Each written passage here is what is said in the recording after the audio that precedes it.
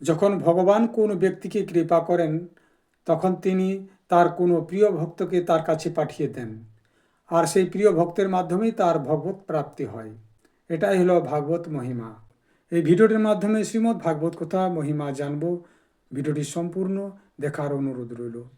কৃষ্ণং নারায়ণং বন্দে কৃষ্ণং বন্দে ব্রজ প্রিয়ম কৃষ্ণং দ্বৈপায়নং বন্দে কৃষ্ণং বন্দে প্রীতাসুতম সচ্চিদানন্দরূপায় বিশ্বোৎপত্তাদি হেতয়ে তাপত্রয় বিনাশায় শ্রীকৃষ্ণায় নমঃ। সচ্চিদানন্দ স্বরূপ ভগবান শ্রীকৃষ্ণকে আমরা নমস্কার করি, যিনি জগতের উৎপত্তি, স্থিতি এবং বিনাশের কারণ তথা আধ্যাত্মিক, আদিদৈবিক ও আধিভৌতিক তিন প্রকারে তাপের নাশকারী। যখন শ্রী সুখদেবজির যজ্ঞোপবীত সংস্কারও হয়নি তথা লৌকিক বৈদিক কর্মগুলির অনুষ্ঠানের সময়ও হয়নি, তখন উনি একাই সন্ন্যাস নেওয়ার জন্য ঘর থেকে বেরিয়ে যাচ্ছে। সেটা দেখে মহামুনি ব্যাসদেবজি বিরহে কাতর হয়ে জিজ্ঞাসা করছে, বেটা বেটা তুমি কোথায় যাচ্ছ? সেই সময় তাহার বদলে বৃক্ষগুলি তন্ময় হয়ে জবাব দিল, এরকম সর্বভূত হৃদয় স্বরূপ শ্রী সুখদেবজি মুনিকে আমরা নমস্কার করি। একবার শ্রীমদ্ ভাগবত কথামৃত রসাস্বাদন করার কুশল মুনিবর সনকজি নৈমিষারণ্য ক্ষেত্রে বিরাজমান মহামতি সুতজিকে নমস্কার করে জিজ্ঞাসা করলেন, আপনার জ্ঞান অজ্ঞানকে নষ্ট করার জন্য কোটি কোটি সূর্যের সমান। আপনি আমাদের কানের জন্য রসায়ন অমৃত স্বরূপ সারগর্ভিত কথা বলুন। ভক্তি, জ্ঞান এবং বৈরাগ্যের দ্বারা প্রাপ্ত হওয়া মহান বিবেকের বুদ্ধি কিভাবে উৎপন্ন হয়, তথা বৈষ্ণবেরা কিভাবে এই মায়া মোহ থেকে মুক্তি লাভ করে। এই ঘোর কলিতে জীব প্রায় আসুরি স্বভাবের হয়ে গিয়েছে। বিভিন্ন ক্লেশের দ্বারা আক্রান্ত এই জীবকে শুদ্ধ করার সর্বশ্রেষ্ঠ উপায় কি? আপনি আমাদেরকে এমন কোনো শাশ্বত সাধন বলুন যাহা সব থেকে অধিক কল্যাণকারী তথা পবিত্রকারীর চেয়েও পবিত্র, যাহা ভগবান শ্রীকৃষ্ণকে প্রাপ্তি করাতে পারে, চিন্তামণি কেবল লৌকিক সুখ দিতে পারে, আর কল্পবৃক্ষ বেশি থেকে বেশি স্বর্গীয় সম্পত্তি দিতে পারে, কিন্তু গুরুদেব প্রসন্ন হলে ভগবানের যোগী দুর্লভ নিত্য বৈকুণ্ঠ ধাম দিতে পারে। তখন শ্রী সুতজি বললেন, তোমাদের হৃদয়ে ভগবানের প্রেম হয়েছে, সেজন্য আমি বিচার করে তোমাদেরকে সম্পূর্ণ সিদ্ধান্তগুলির নিষ্কর্ষ শোনাচ্ছি, যাহা জন্ম মৃত্যুর ভয়কে নাশ করে দেয়, যাহা ভক্তির প্রবাহকে বৃদ্ধি করে এবং ভগবান শ্রীকৃষ্ণকে প্রসন্ন করার প্রধান কারণ। আমি তোমাদেরকে সেই সাধন বলছি, সেটি তোমরা সাবধানপূর্বক মনোযোগ সহকারে শ্রবণ করো। শ্রী সুখদেবজি কলিযুগে জীবের কালরূপী সর্পের মুখে গ্রাস হওয়া ত্রাসের আত্যন্তিক নাশ করার জন্য শ্রীমদ্ ভাগবত শাস্ত্রের প্রবচন করেছেন। মনের শুদ্ধির জন্য এর চেয়ে বড় কোনো সাধন হতে পারে না। যখন মানুষের জন্ম জন্মান্তরের পুণ্য উদয় হয় তখন তাহার এই শ্রীমদ্ ভাগবত শাস্ত্রের প্রাপ্তি হয়। যখন শ্রী সুখদেবজি রাজা পরীক্ষিতকে এই কথা শোনানোর জন্য সভার মধ্যে বিরাজমান হলেন, তখন দেবতারা ওনার কাছে অমৃতের কলসি নিয়ে এলো। দেবতারা নিজের কাজ খুব সুন্দরভাবে করতে পারে, অতএব এখানেও ওনারা শ্রী সুখদেবজি মুনিকে নমস্কার করে বললেন, আপনি এই অমৃত নিয়ে আমাদেরকে তার বদলে কথামৃত দান করুন। এই প্রকার পরস্পর বিনিময় হয়ে যাওয়ার পর রাজা পরীক্ষিত অমৃত পান করবে, আর আমরা সবাই শ্রীমদ্ ভাগবত স্বরূপ অমৃতকে পান করব। এই সংসারে কোথায় কাঁচ আর কোথায় বহুমূল্য মণি, তথা কোথায় সুধা আর কোথায় কথামৃত। শ্রী সুখদেবজি সেই সময় দেবতাদের হেসে উড়িয়ে দিলেন। তাদের ভক্তিশূন্য বিবেককে জানতে পেরে তিনি কথামৃত দান করলেন না। এই প্রকার এই শ্রীমদ্ ভাগবত কথা দেবতাদের জন্য দুর্লভ। প্রাচীনকালে শ্রীমদ্ ভাগবতের শ্রবণের সময় রাজা পরীক্ষিতকে মুক্তি দেওয়ার পর ব্রহ্মাজিও বড় আশ্চর্য হয়েছিলেন। তিনি সত্যলোকে দাড়িপাল্লায় বেঁধে সমস্ত সাধনগুলিকে ওজন করেছিলেন। অন্য সমস্ত সাধনগুলিকে ওজন করে দেখলেন যে সব কিছুই হালকা হয়ে গিয়েছে। নিজের মহত্বের কারণে শ্রীমদ্ ভাগবত কোথায় সব থেকে ভারী হয়েছে। এটা দেখার পর সমস্ত ঋষিগণও বড় আশ্চর্য হয়েছিলেন। ওনারা কলিযুগে এই ভগবত রূপ শ্রীমদ্ ভাগবত শাস্ত্রকে পাঠ এবং শ্রবণ করে জানতে পেরেছিলেন এটাই একমাত্র মুক্তির পথ। সপ্তাহ বিধির দ্বারা শ্রবণ করার পর এটা নিশ্চয় ভক্তি প্রদান করে। প্রাচীনকালে এটাকে দয়াপরায়ণ সনকাদি দেবর্ষি নারদজিকে শুনিয়েছিলেন। যেহেতু দেবর্ষি প্রথমে ব্রহ্মাজির মুখে এই কথা শ্রবণ করেছিলেন, তথাপি সপ্তাহ শ্রবণের বিধি তো ওনাকে সনকাদি বলেছিলেন। তখন সনকজি জিজ্ঞাসা করলেন, সাংসারিক প্রপঞ্চ থেকে মুক্ত এবং বিচরণশীল নারদজির সনকাদির সাথে সংযোগ কিভাবে হয়েছিল এবং বিধিবিধানের শ্রবণের ওনার প্রাপ্তি কিভাবে হলো? তখন শ্রী সুতজি বললেন, এখন আমি তোমাদেরকে সেই ভক্তিপূর্ণ কথা শোনাতে চাইছি, যাহা শ্রী সুখদেবজি আমাকে নিজের অনন্য শিষ্য ভেবে একান্তভাবে শুনিয়েছিলেন। একদিন বিশালাপুরীতে সেই 4 নির্মল ঋষি সৎসঙ্গের জন্য এসেছিলেন। সেখানে ওনারা নারদজিকে দেখলেন। সনকাদি জিজ্ঞাসা করলেন, হে ব্রাহ্মণ, আপনার মুখ উদাস কেন হচ্ছে? আপনি চিন্তাগ্রস্ত কেন হয়েছেন? এত তাড়াতাড়ি আপনি কোথায় যাচ্ছেন আর আপনি কোথায় থেকে আসছেন? এই সময় আপনি সেই রকম ব্যাকুল হয়ে যাচ্ছেন যাহার সমস্ত ধন লুটপাট হয়ে গেছে। আপনার মতো আসক্তিরহিত পুরুষের জন্য এটা উচিত নয়। এর কারণ আপনি আমাদের বলুন।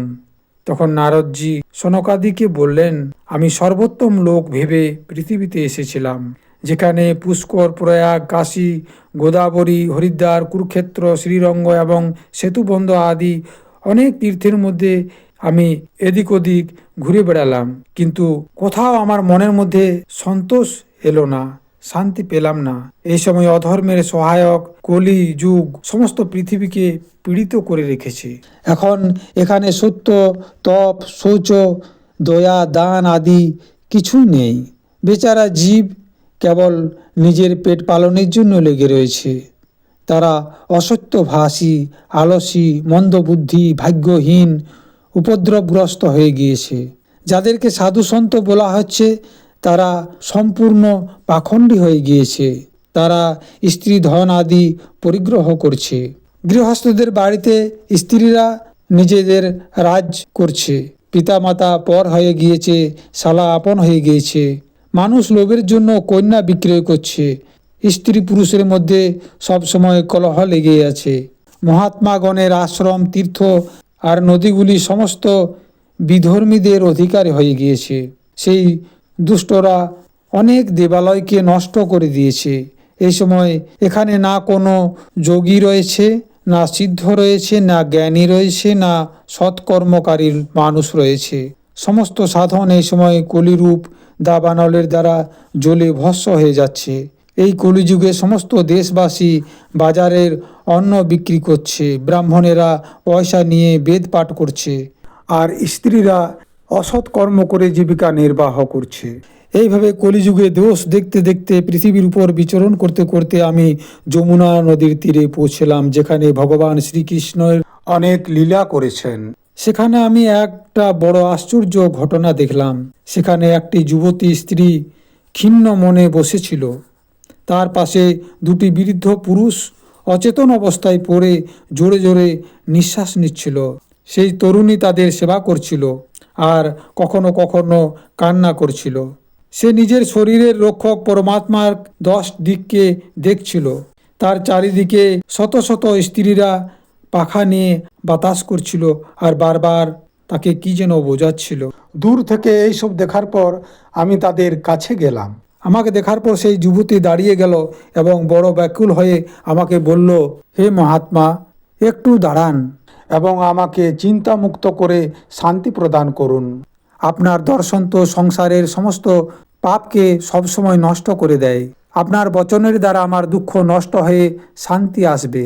মানুষের যখন বড় ভাগ্য হয় তখনই আপনার দর্শন পায়। এটাই শাস্ত্রে উল্লেখ রয়েছে যখন কোনো ব্যক্তির প্রতি ভগবানের কৃপা হয় তখন তিনি কোনো ভক্তকে তার কাছে পাঠিয়ে দেন। ভগবানের সেই ভক্তই তাকে মুক্তির পথ দেখিয়ে দেয়। তখন দেবর্ষি নারদজি কৌতূহলবশত তাকে জিজ্ঞাসা করলেন, তুমি কে? এই দুজন পুরুষ তোমার সাথে, এরা কারা? আর তোমার পাশে কমলনয়নী দেবীরা কে? তুমি আমাকে বিস্তারভাবে নিজের দুঃখের কারণ বলো। তখন সেই যুবতী বলল, আমার নাম ভক্তি। এরা দুজন, একজন হলো জ্ঞান আর একজন হলো বৈরাগ্য। এরা আমার পুত্র। সময়ের প্রভাবে এরা বৃদ্ধ এবং জর্জর হয়ে গিয়েছে। এই দেবীগণ হলো গঙ্গা আদি বিভিন্ন নদী। এরা সবাই আমার সেবা করার জন্যই এসেছে। এইভাবে সাক্ষাৎ দেবীগণের দ্বারা সেবিত হওয়ার পরও আমার সুখ শান্তি নেই। হে তপোধন, এখন ধ্যান দিয়ে আমার বৃত্তান্ত শুনুন। আমার সমস্ত কথা শ্রবণ করার পর আপনি আমাকে সঠিক পথ দেখান এবং আমাকে শান্তি প্রদান করুন। আমি দ্রাবিড় দেশে উৎপন্ন হয়েছি, কর্ণাটকে বড় হয়েছি, কখনো কখনো মহারাষ্ট্রে সম্মানিত হয়েছি, কিন্তু গুজরাটে আসা মাত্রই বৃদ্ধাবস্থা আমাকে গ্রাস করে নিয়েছে। সেখানে ঘোর কলিযুগে প্রভাবের দ্বারা পাখণ্ডীগণ আমাকে কষ্ট দিয়েছে, আমার অঙ্গ ভঙ্গ করে দিয়েছে। চিরকাল পর্যন্ত এই অবস্থা হওয়ার কারণে আমি নিজের পুত্রদের সাথে দুর্বল এবং নিস্তেজ হয়ে গিয়েছি। এখন যখন আমি বৃন্দাবনে এলাম তখন থেকে পুনরায় আমি পরম সুন্দরী নবযুবতী হয়ে গেলাম। কিন্তু এই সামনে পড়ে থাকা আমার দুটি পুত্র আগে যেমন ছিল এখন ঠিক সেই রকমই রয়েছে। এরা ক্লান্ত, দুঃখিত এবং অচেতন অবস্থায় পড়ে আছে। এখন আমি এই স্থান ছেড়ে অন্য কোথাও যেতে চাইছি, কিন্তু আমার এই দুটি বৃদ্ধ পুত্র, এদের দুঃখের কারণে আমি দুঃখিত। আমি তরুণী কেন আর আমার পুত্র দুটি বৃদ্ধ কেন? আমরা তো একসাথেই ছিলাম, তবুও এই বিপরীত অবস্থা কেন? আমি যদি একজন বৃদ্ধা হতাম আর আমার পুত্রগণ যুবক হতো, এটাই হলো স্বাভাবিক। এর ফলে আমি আশ্চর্যচকিত হয়ে নিজের এই অবস্থার উপরে শোক করছি। আপনি পরম বুদ্ধিমান এবং যোগনিধি, এর কারণ কি হতে পারে আপনি আমায় বলুন। শ্রী নারদজি বললেন, আমি নিজের হৃদয়ে জ্ঞান ও দৃষ্টির দ্বারা তোমার সম্পূর্ণ দুঃখের কারণ দেখতে পাচ্ছি। তোমার বিষাদ করা উচিত নয়। শ্রীহরি তোমার কল্যাণ করবেন। শ্রী সূতজি বললেন, মুনিবর নারদজি এক মুহূর্তেই তাহার কারণ জানতে পারলেন এবং বললেন, দেবী সাবধান হয়ে শোনো, এটি দারুণ কলিযুগ। এই সময় সদাচার, যোগমার্গ এবং তপ আদি সমস্ত লুপ্ত হয়ে গিয়েছে। লোক শঠতা এবং দুষ্কর্মের মধ্যে লেগে অঘাসুর বনে গিয়েছে। সংসারে যেখানেই দেখো সেখানেই সৎপুরুষ দুঃখের দ্বারা কষ্ট পাচ্ছে, দুষ্ট মানুষেরা সুখী হচ্ছে। এই সময় যে বুদ্ধিমান পুরুষেরা ধৈর্য রাখে তারাই অত্যন্ত জ্ঞানী এবং পণ্ডিত। পৃথিবী ক্রমশ প্রতি বছর শেষজির জন্য ভাররূপ হয়ে যাচ্ছে।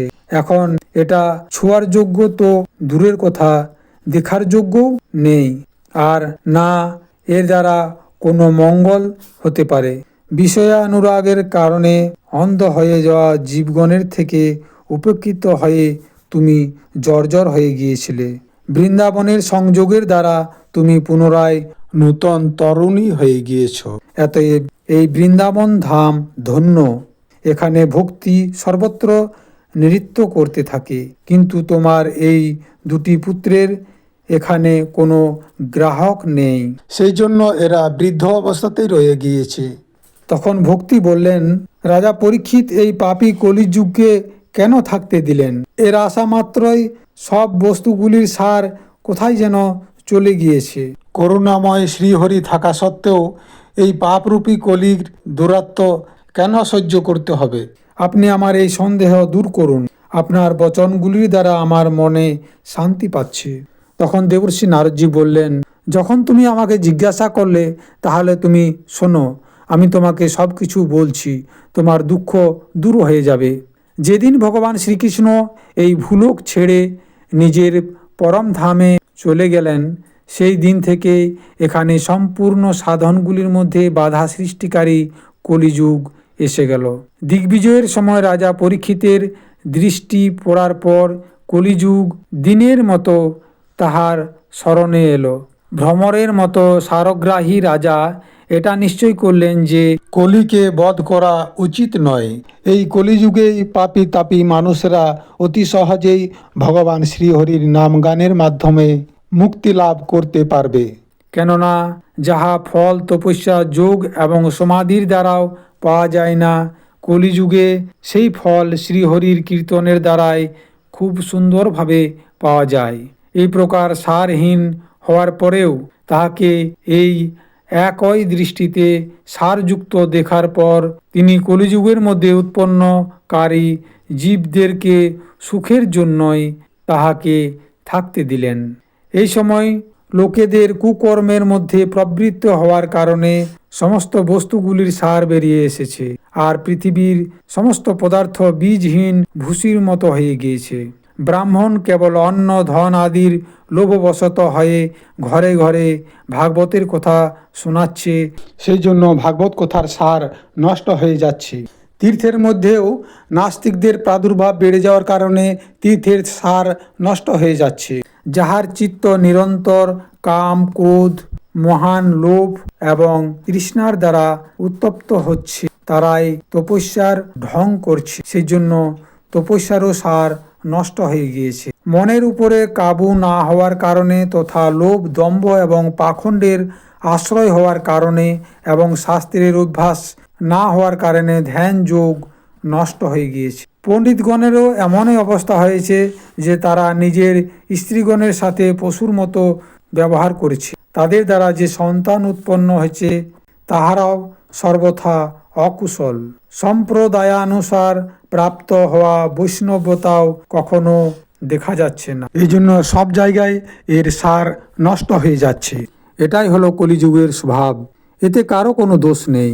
এর ফলে পুণ্ডরীকাক্ষ ভগবান সর্বত্র সমানভাবে থাকার পরও এই সবগুলি হচ্ছে। শ্রী সুতজি বললেন, দেবর্ষি নারদজির মুখে এই সমস্ত কথা শোনার পর ভক্তির মনে আশ্চর্য উৎপন্ন হলো। তারপর তিনি পুনরায় জিজ্ঞাসা করলেন।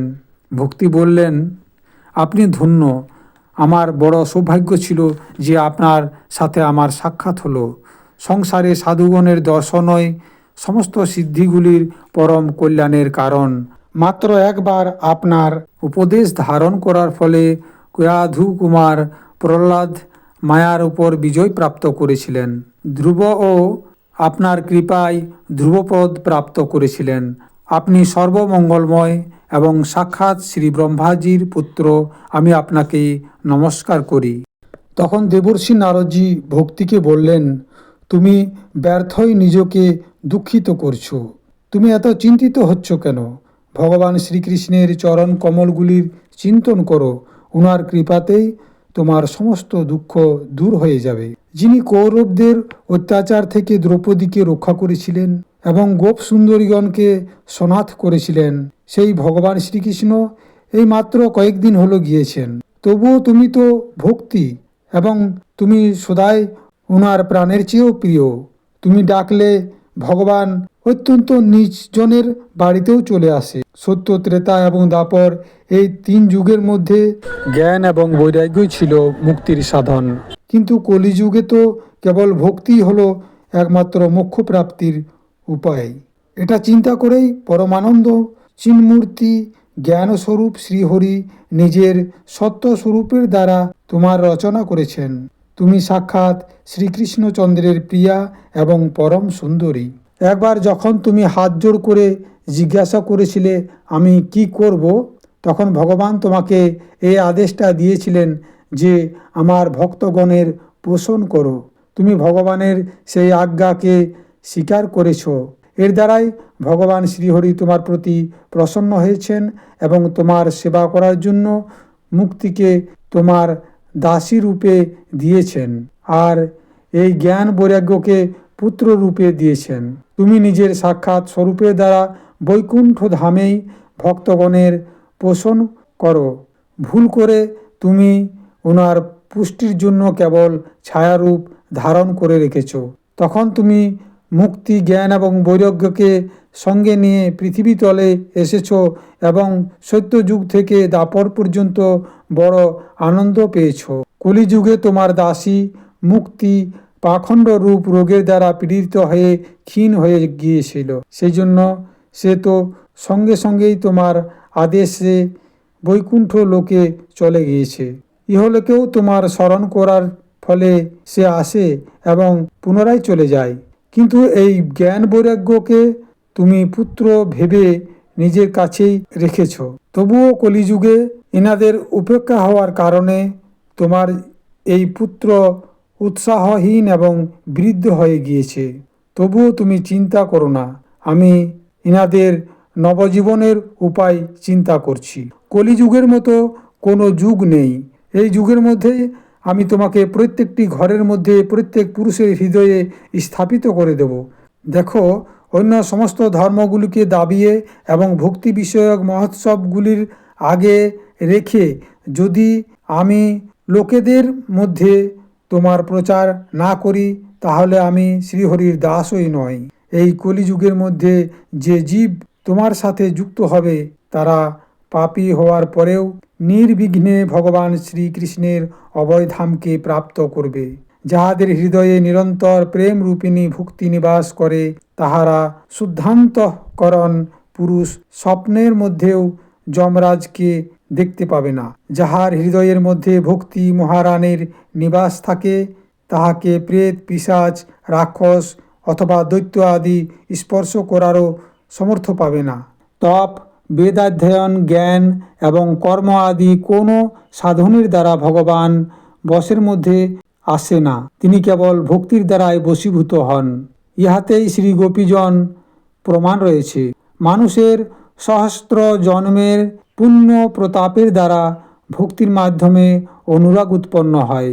কলিযুগের মধ্যে কেবল ভক্তি হল সার। ভক্তির দ্বারাই তো সাক্ষাৎ শ্রীকৃষ্ণচন্দ্র সামনে উপস্থিত হয়ে যান। যাহারা ভক্তির সাথে দ্রোহ করে তারা তিন লোকের মধ্যে শুধু দুঃখই ভোগ করে। পূর্বকালে ভক্তের তিরস্কারকারী দুর্বাসা ঋষিকে বড় কষ্ট ভোগ করতে হয়েছিল। ব্রত তীর্থ যোগ যজ্ঞ আর জ্ঞান চর্চা আদি অনেক প্রকার সাধনগুলির কোনো প্রয়োজনই নাই, একমাত্র ভক্তি হল মুক্তির পথ। শ্রী সূর্যজি বললেন, এইভাবে দেবর্ষি নারদজি নির্ণয় করলেন এবং নিজের মাহাত্ম্যকে শোনানোর পর ভক্তির সমস্ত অঙ্গ পুষ্ট হয়ে গেল। তখন ভক্তি দেবর্ষিকে বললেন, আপনি ধন্য, আপনি আমার প্রতি নিশ্চল প্রীতি রেখেছেন। আমি সবসময় আপনার হৃদয়ের মধ্যে নিবাস করব, কখনো আপনাকে ছেড়ে কোথাও যাব না। আপনি বড়ই কৃপালু। আপনি সামান্য সময়ের মধ্যেই আমার সমস্ত দুঃখ দূর করে দিয়েছেন, কিন্তু এখন আমার পুত্রদের চেতনা আসেনি। আপনি এনাদের শীঘ্রই চেতন করে দিন, এদের জাগিয়ে দিন। শ্রী সূর্যজি বললেন, ভক্তির এই সমস্ত কথাগুলি শোনার পর দেবর্ষি বড় করুণা করলেন। তিনি তাদেরকে হাতের দ্বারা নড়াচড়া করে জাগাতে চেষ্টা করলেন। তারপর তাদের কানের মধ্যে মুখ লাগিয়ে জোরে বললেন, হে জ্ঞান, তাড়াতাড়ি জেগে উঠো, হে বৈরাগ্য, তাড়াতাড়ি জেগে উঠো। তারপর তিনি বেদধ্বনি, বেদান্ত ঘোষ এবং বারবার গীতা পাঠ করে ওনাদের জাগালেন।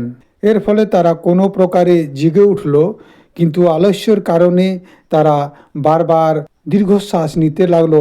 তাদের অঙ্গ প্রায় শুকনো কাঠের মতো নিস্তেজ এবং কঠিন হয়ে গিয়েছিল।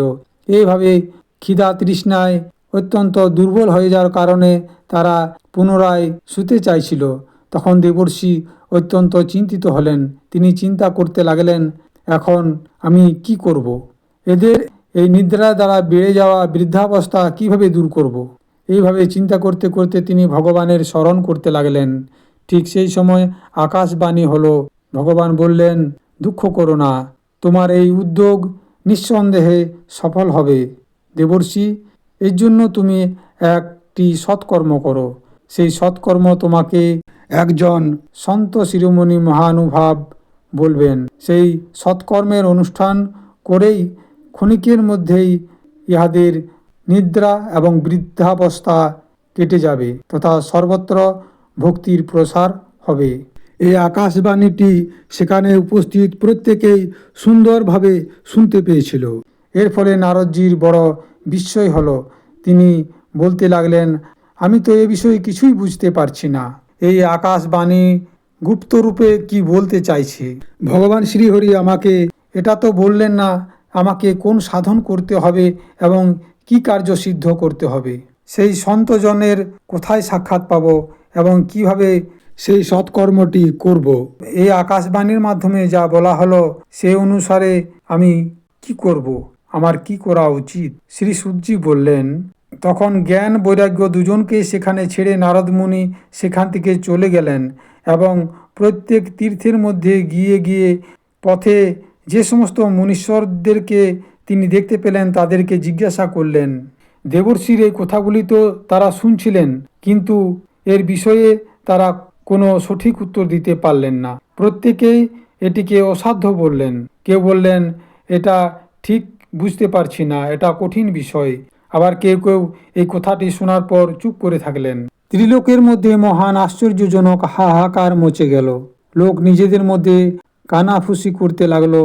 যখন বেদধ্বনি, বেদান্ত ঘোষ এবং বারবার গীতা পাঠ শোনার পরও ভক্তি, জ্ঞান এবং বৈরাগ্য এরা সুস্থ হচ্ছে না, আর কোনো উপায় নেই। স্বয়ং যোগীরাজ নারদজিও যাহার উপায় খুঁজে পাচ্ছেন না, তাহাকে সংসারের অন্য কেউ কিভাবে ঠিক করতে পারবে? এইভাবে দেবর্ষি যে সমস্ত ঋষিদের কাছে এই বিষয়ে জিজ্ঞাসা করেছিলেন, তাহারা নির্ণয় করে এটাই বললেন যে এটা দুঃসাধ্য ব্যাপার। তখন দেবর্ষি নারদজি অত্যন্ত চিন্তাতুর হলেন এবং বদরী বনে এলেন। জ্ঞান বৈরাগ্যকে জাগানোর জন্য সেখানে তিনি একটা কঠিন সিদ্ধান্ত নিলেন যে আমি তপ করব। ঠিক এই সময় ওনার সামনে কোটি সূর্যের মতো তেজস্বী সনকাদি মুনীশ্বর পৌঁছালেন। ওনাকে দেখার পর তিনি মুনিশ্রেষ্ঠকে বললেন, হে মহাত্মা, এ সময় বড় ভাগ্যের দ্বারাই আমার আপনার সাথে সাক্ষাৎ হলো। আপনি আমার প্রতি কৃপা করে শীঘ্রই একটা সাধন বলুন। আপনি সমস্ত লোকের মধ্যে বড় যোগী, বুদ্ধিমান এবং বিদ্বান। আপনাদেরকে দেখতে তো 5 বছরের শিশুর মতো হলেও আপনারা হলেন পূর্বজদেরও পূর্বজ। আপনারা সদা বৈকুণ্ঠ ধামে নিবাস করেন এবং নিরন্তর হরিকীর্তনের মধ্যেই তৎপর থাকেন। ভগবত লীলার অমৃতের মধ্যে রস আস্বাদন করে সদাই তাহার মধ্যেই উন্মত্ত থাকেন এবং একমাত্র ভগবত কথাই আপনাদের জীবনের আধার। হরি শরণম, এই বাক্যটি সর্বদাই আপনাদের মুখের মধ্যে লেগে থাকে। এর ফলে কাল প্রেরিত বৃদ্ধাবস্থা আপনাদেরকে স্পর্শ করতে পারে না। আপনারা স্বভাবের দিক থেকে দয়ালু, সেই জন্য আমার প্রতি আপনারা কৃপা করুন এবং কৃপা করে আপনি বলুন আকাশবাণী যে বিষয়ে বলেছিল সেটা কোন সাধন এবং আমাকে কি প্রকার তাহার অনুষ্ঠান করা উচিত। আপনারা এটি বিস্তারভাবে আমার কাছে বর্ণনা করুন। ভক্তি, জ্ঞান এবং বৈরাগ্যকে কিভাবে আমি সুখ দিতে পারবো আর কিভাবে এদের প্রেমপূর্বক সমস্ত বাণীগুলির মধ্যে প্রতিষ্ঠা করে দিতে পারবো। সনকাদি বললেন, আপনি চিন্তা করবেন না, ওনাদের উদ্ধারের জন্য এক সরল উপায় প্রথম থেকে বিদ্যমান রয়েছে। নারদজি, আপনি ধন্য। আপনি বিরক্তের শিরোমণি, শ্রীকৃষ্ণ দাসের শাশ্বত পথ প্রদর্শক এবং ভক্তিযুগের ভাস্কর। আপনি ভক্তির জন্য যে উদ্যোগ করছেন এটা আপনার জন্য কোনো আশ্চর্যের কথা নয়।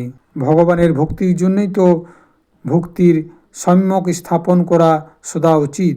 ঋষিগণরা সংসারের মধ্যে অনেকগুলি পথ প্রকট করেছিলেন, কিন্তু সেগুলি সমস্তই অনেক কষ্টের বিষয় এবং পরিণামে প্রায় স্বর্গেরই প্রাপ্তিকারী।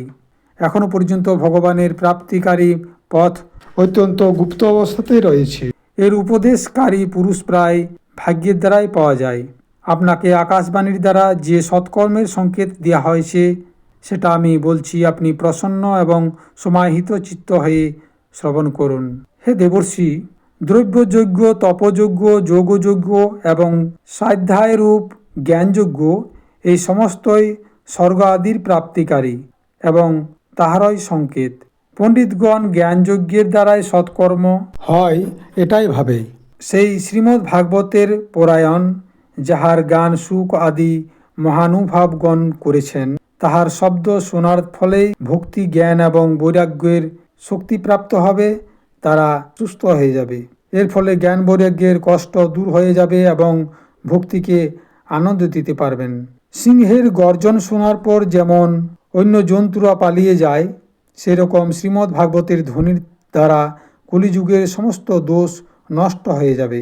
তখন প্রেম প্রবাহিতকারী ভক্তি জ্ঞান এবং বৈরাগ্যকে সাথে নিয়ে প্রত্যেক ঘর এবং ব্যক্তির হৃদয়ে আনন্দ উৎপন্ন হবে।